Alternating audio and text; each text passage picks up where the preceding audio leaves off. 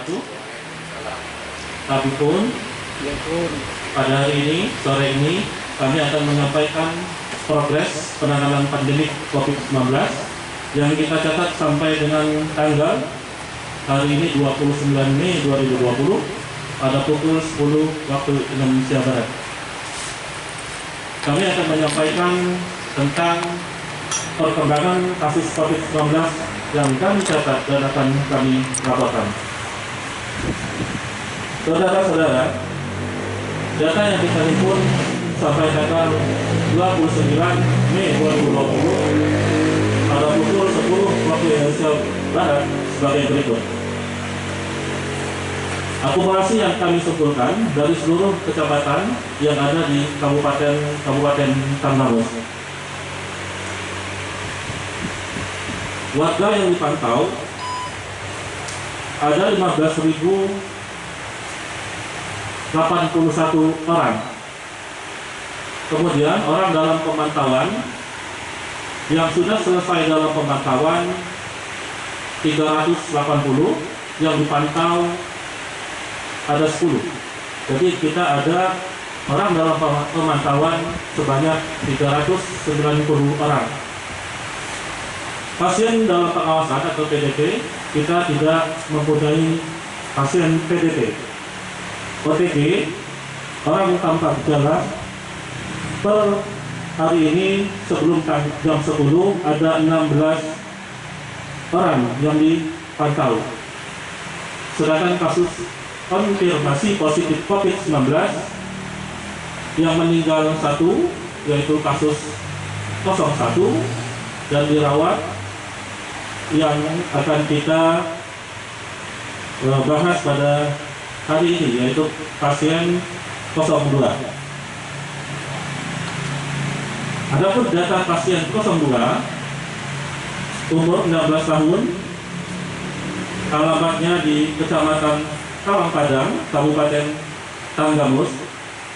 Riwayat perjalanan penyakit pada tanggal 17 April 2020, pasien pulang dari Pondok Pesantren Al-Fatah Temboro Magetan, Jawa Timur ke Lampung dengan membawa surat keterangan sehat dari Puskesmas Kaji dengan keterangan sehat tanpa pemeriksaan MDT atau PCR.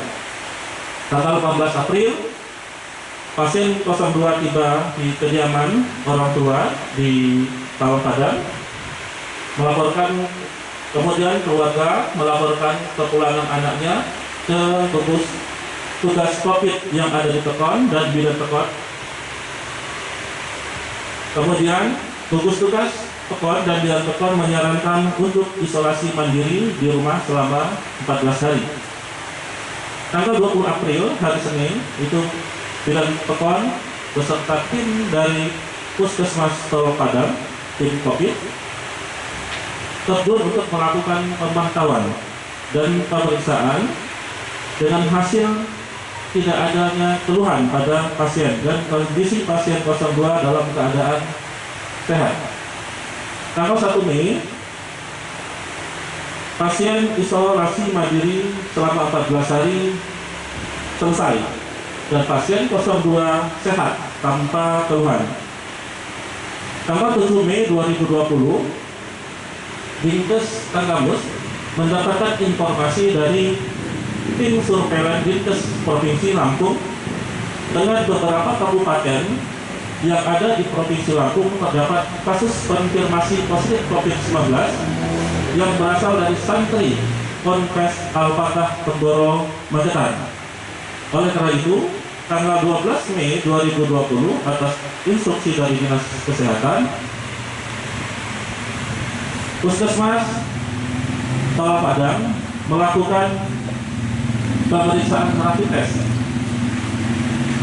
di seluruh yang ada di Kabupaten Tanggamus.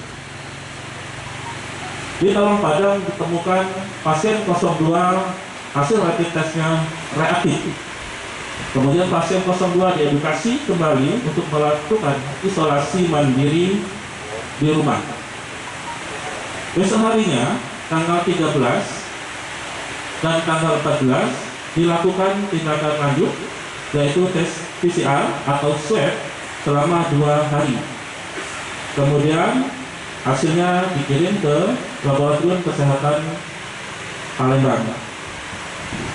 Kemarin tanggal 28 Mei 2020 pada pukul 13 waktu Indonesia Barat, Dinas Kesehatan menerima hasil pemeriksaan dari Balai Besar Laboratorium Kesehatan Palembang. Pasien 02 dinyatakan positif COVID-19. Pukul 15 waktu Indonesia Barat, Kepala Dinas, Kepala Puskesmas, tim COVID Puskesmas, Kecamatan, Polsek, dan Ramil, dan tim COVID Pekon serta masyarakat melakukan koordinasi dan mengedukasi pasien dan keluarga agar pasien 02 diisolasi di Rumah Sakit Umum Daerah Bandar Negara Husada, Bandar Lampung, dan keluarga yang kontak erat agar dilakukan PCR. Pukul 20.30 pasien diberangkatkan dari Padang menuju ke menggunakan ambulan menuju ke Rumah Sakit Umum Daerah Bandar Negara Husada. Jam 22.30 pasien diterima di Rumah Sakit Umum Daerah Bandar Negara Husada untuk diisolasi dan pemeriksaan lanjutan.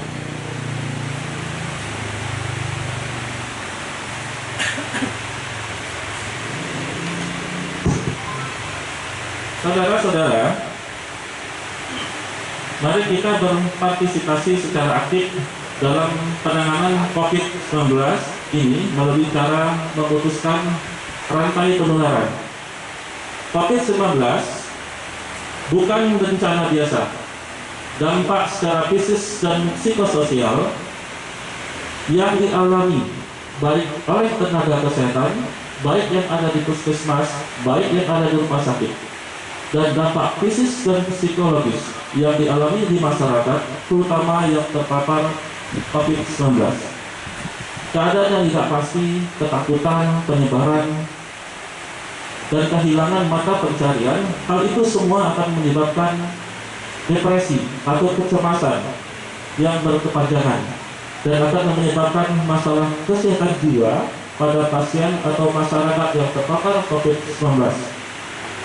Saudara-saudara, bentuk kerjasama atau tenaga rasa yang dibutuhkan, mari kita menjadi teladan untuk diri kita, keluarga kita, tetangga kita, lingkungan kita, dan bangsa ini, sehingga kita bisa bersama menyelamatkan bangsa kita. Untuk masyarakat atau tetangga atau lingkungan di sekitar yang terkena dampak COVID-19, apa yang perlu dilakukan? 1. Tetap jaga protokol kesehatan, yaitu pakai masker, jaga jarak 1-2 meter, dan hidup dengan PHBS, yaitu cuci tangan sebelum dan sesudah beraktivitas. Kemudian yang kedua, dukung tetangga kita yang terpapar COVID-19. Beri support kepada mereka agar sabar dan kuat, karena siapapun dari kita bisa saja terkena atau terpapar oleh COVID-19. Jangan sebaliknya menyebarkan informasi yang menyudutkan atau diskriminatif, baik secara langsung maupun melalui media sosial. Informasi yang tidak benar atau menyudutkan, yang justru informasi tersebut akan menimbulkan suasana yang tidak mendukung psikologis terhadap pasien atau yang terpapar COVID-19 tersebut. Oleh karena itu, kerjasama dan bersatu kita pasti bisa, dan kita mampu melewati ini semua. Sekian, terima kasih. Wassalamualaikum warahmatullahi wabarakatuh.